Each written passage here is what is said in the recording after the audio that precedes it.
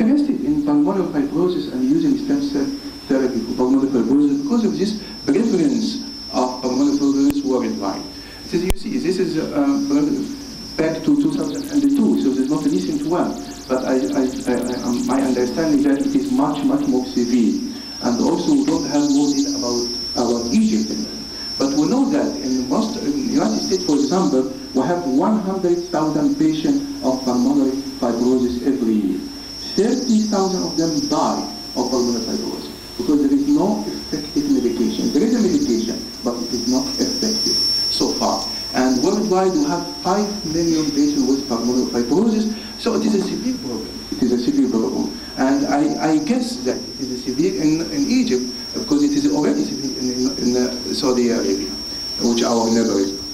So what is pulmonary fibrosis? This is some background information. Pulmonary fibrosis on IPF, the term idiopathic means that the cause is still unknown. The term pulmonary fibrosis means that it is a scarring of the lung tissue. It is a chronic, progressive, and irreversible, and ultimately fatal diseases. There is no medication so far. There is no effective medication so far. And it is characterized by progressive and decline in lung function. It usually occurs in adult individuals between the age of 50 and 70 years, and it affects men more than women. And as I say, there is no effective medication so far. This is an example of the medicine, budesonide, colchicine, and diphenhydramine. All of them are existed now. We have them, but they are not effective. And you can see this. Either one of them, like budesonide or a combination of two of them, they maintain the life of the patient for up to 3 years or 4 years. This is the maximum period, 50 months. But as I say, the disease is fatal. So it's a big problem, and there is no solution so far. So we'll talk about using stem cells for this treatment. And what I'm going to talk today about endogenous tissue-specific stem cells. And we're not going to introduce stem cells inside the body.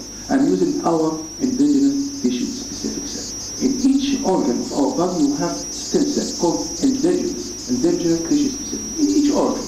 And the function of this tissue is that the process of regeneration. And this is what we think of as youth, without going to other stages of mature life.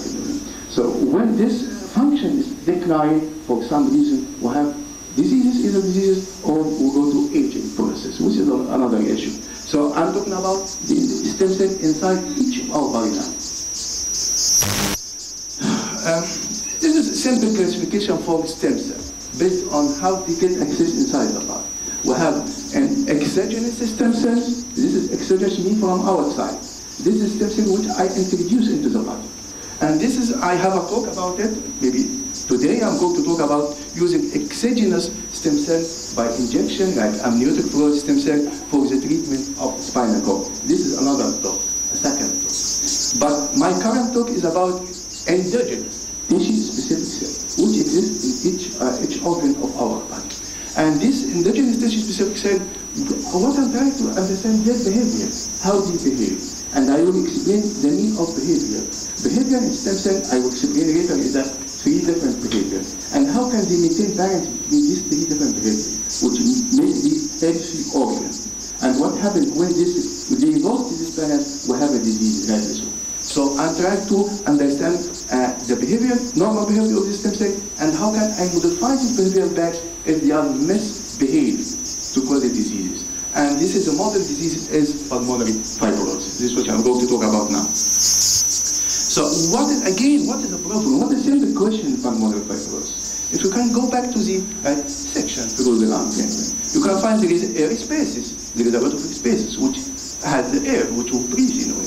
And between each air spaces, we have this kind of septum, interstitial septum between them. Here is the problem. This is interstitial septum.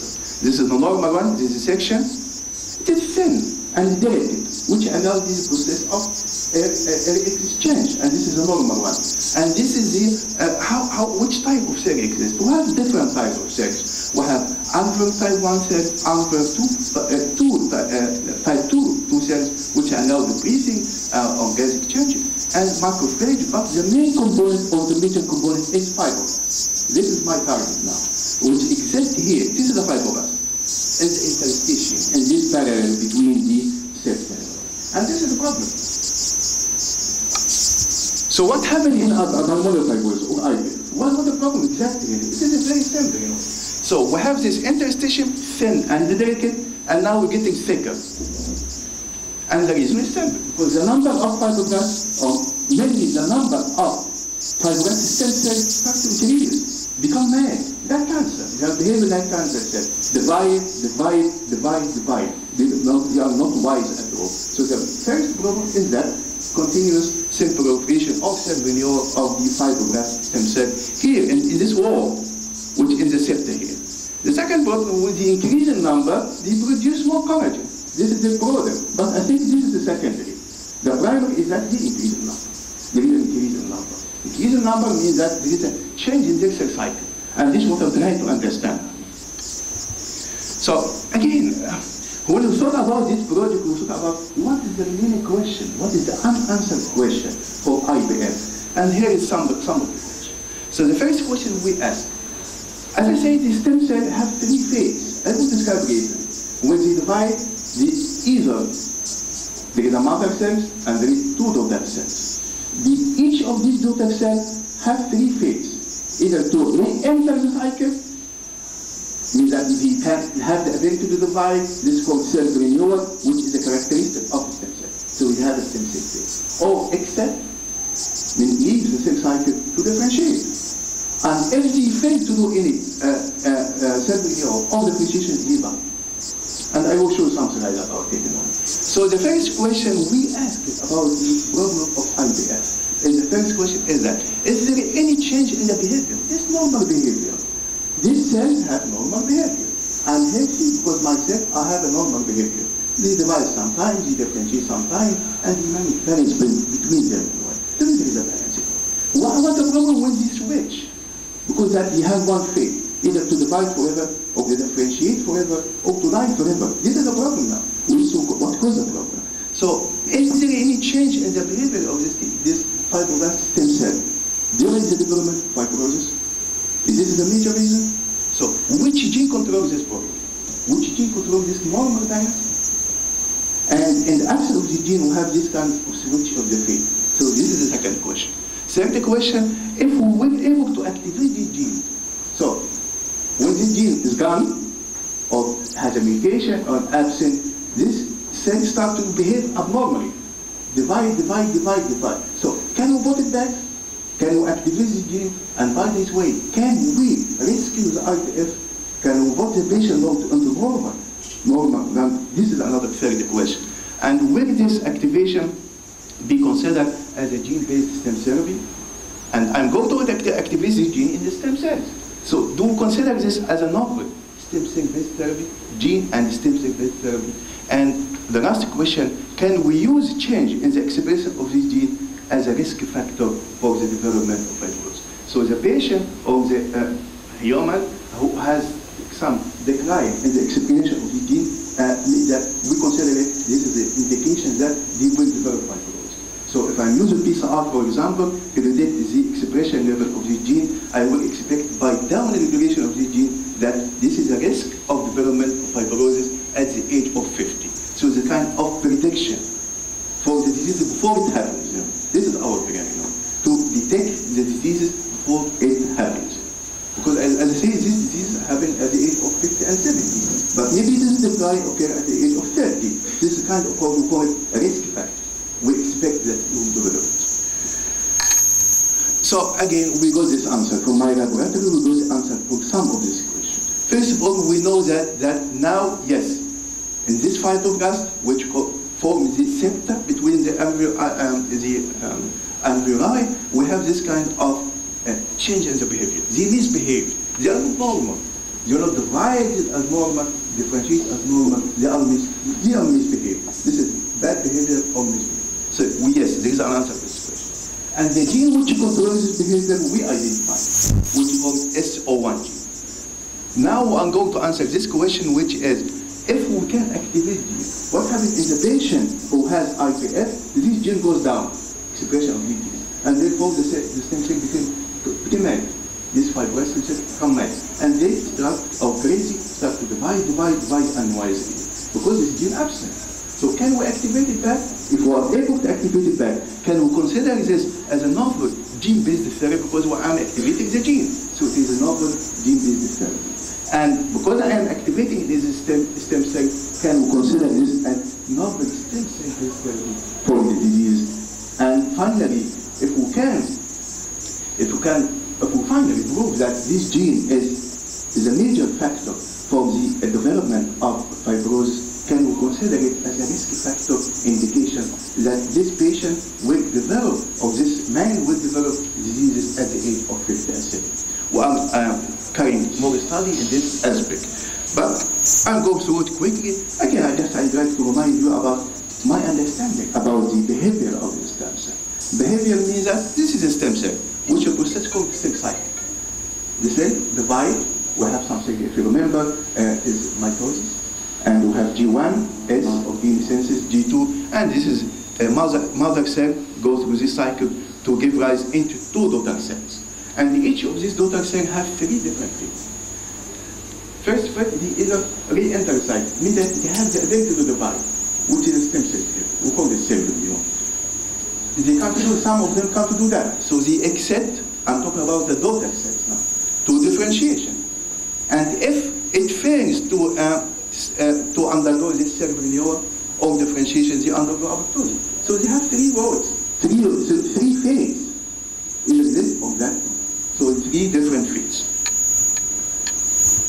And maintaining the balance between these phases is very important. At some point, we need more stem cells. We need these 2 daughter cells to cycle on.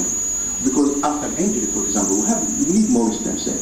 And during development and brain development, we need more stem cells. So there is a bias. Should be more. This 2 daughter cells go through the cycle, not except to differentiation.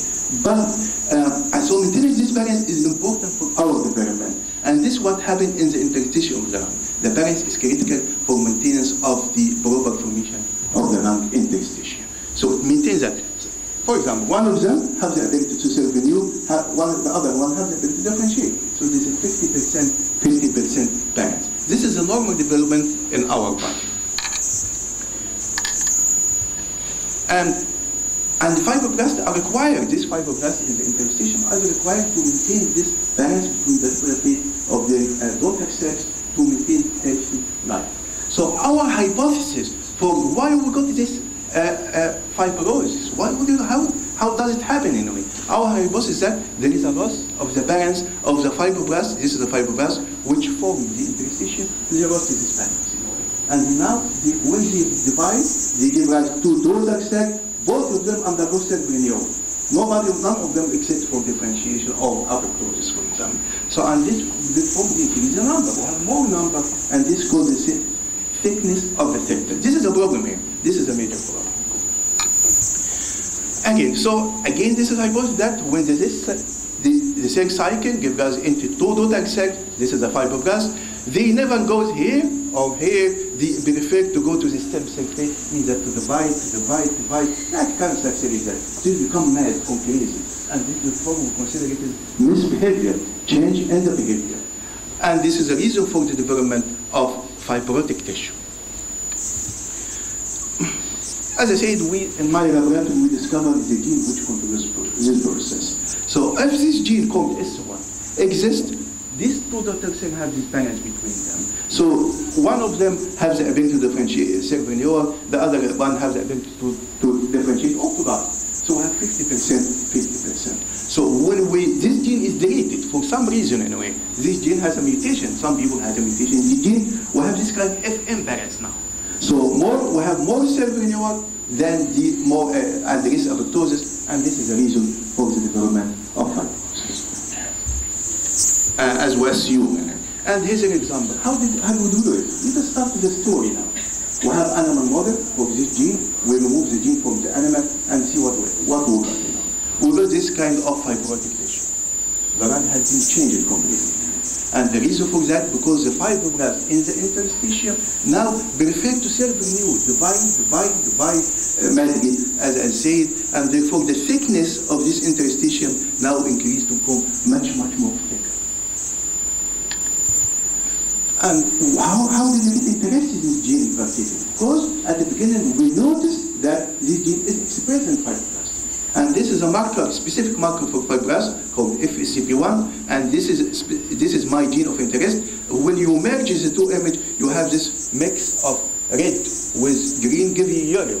And this means that this gene is expressed by this specific cells. And this is the start, this start of the story. We found it is expressed, and when we remove it, it was a fibrosis. And when we section the lung in this animal, we have this kind of morphology. See, this is a normal. There is a lot of spaces, and this the interstitium is thin. And when we remove this gene, we have this kind of fibrotic tissue, which is similar to IPF in human and the fibrotic lung in human. And again, we done more analysis to the number of this stem cell using marker called PCNA for their division, and we find more abundant these spots. This is a normal, this is a fibrotic, and we have increase in the number of these fibroblasts. Just you can give me just a few minutes, please. Again, this is my understanding now of model. This is a normal balance for normal life. There is an imbalance, more self-renewal, less fibrosis. There is a switch from this morphology to this morphology. I think the most important part is the next one, which is coming now, and what's the mechanism? What's the mechanistic part? We discovered this gene affecting another protein called sonic hedgehog, SHH. Sonic hedgehog is a protein in the cytoplasm. And when this gene absent, when we remove this gene, the expression of sonic hedgehog increases. Sonic hedgehog will not affect the cell cycle and cause the cell to divide forever anyway. And because it is a mitogenic factor. Mitogenic means stimulated for cell cycle. So when we remove this gene, we have this sonic hedgehog increase, which increases the number of fibroblasts, which cause IPF. And this is section for the level of sonic hedgehog, the brown one. If you can see, the brown stain is more than here. This is a normal one, and this is the fibrotic one. So it is associated between them. Let us go now quickly to this model now. So how can we treat this model? So we identify the problem, we dissect it, and we identify what is the factor. So now how can we put therapeutic therapy? How can we design therapy for this disease? Okay, this is a pathway. I think this is the most interesting part of my talk, so please pay some attention to it. So this is a pathway. We remove the gene, which called SO1 mutation. We remove it. It causes increase in sonic hedgehog, which causes the increase in number of fibroblasts, which cause IPF. So this is a pathway. So what is the weakest point? How can I reverse it? How can I rescue the phenotype? Here is it. So if removing of the gene called SO1 causes IPF, so activation of gene can rescue the phenotype. So we have approach called genetic activation in the animal. So the animal, we remove the gene, we activate it back. Can we put it back to normal? This is my approach. Second approach, or decreasing. The other thing is to decrease. If the problem is that increase of sonic hedgehog cause IPF, so decrease of sonic hedgehog can put it back to normal. So how can we move from here to here? This is a fibrotic now, and this is a normal now. Can I put it back by either genetic activation of SO1 or genetic reduction of sonic hedgehog?